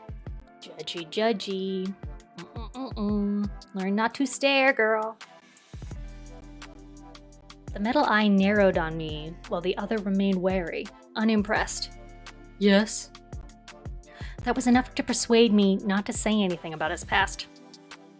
I would hate pity too. He didn't know me, not well enough to warrant anything but resentment if I brought it up, even if it weighed on me to know it, to grieve for him. It was a long time ago. Just don't talk about it. It kind of wasn't Tamlin's place to tell you all that, and you should just sort of leave it. I waited until Tamlin was far enough ahead that even his high fae hearing might not pick up my words. I never got to thank you for your advice with the Suriel. Lucian tensed. Oh. I looked ahead at the easy way Tamlin rode, the horse utterly unbothered by his mighty rider. If you still want me dead, I said, you might have to try a bit harder. Lucian loosed a breath. That's not what I intended. I gave him a long look. I wouldn't shed any tears, he amended. I knew it was true. But what happened to you? I was joking, I said, and gave him a little smile. You can't possibly forgive me that easily for sending you into danger. No. And part of me would like nothing more than to wallop you for your lack of warning about the Suriel. But I understand. I'm a human who killed your friend, who now lives in your house, and you have to deal with me. I understand, I said again. He was quiet for long enough that I thought he wouldn't reply. Just as I was about to move ahead, he spoke. Tam told me that your first shot was to save the Suriel's life, not your own. It seemed like the right thing to do. The look he gave me was more contemplative than any he'd given me before. I know far too many high fae and lesser fairies who wouldn't have seen it that way, or bothered. He reached for something at his side and tossed it to me. I had to fight to stay in the saddle as I fumbled for it. A jeweled hunting knife. I heard you scream, he said, as I examined the blade in my hands. I'd never held one so finely crafted, so perfectly balanced. And I hesitated. Not long, but I hesitated before I came running. Even though Tam got there in time, I still broke my word in those seconds I waited. He jerked his chin at the knife. It's yours. Don't bury it in my back, please. And that's chapter 18. So, we got some, close to spicy stuff. We also got some stuff that made me angry. But not as angry as it could have made me. You know, it wasn't like he did anything wrong.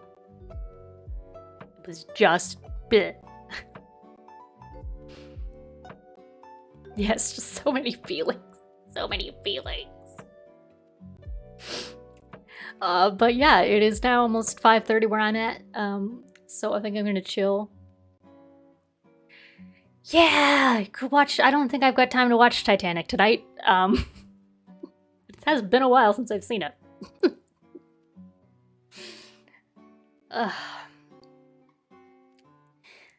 Yeah, and I don't know how many of the rest of you are gonna join tonight for the 8 o'clock stream over on Oh No It's Jackie, but I will be there hanging out in chat.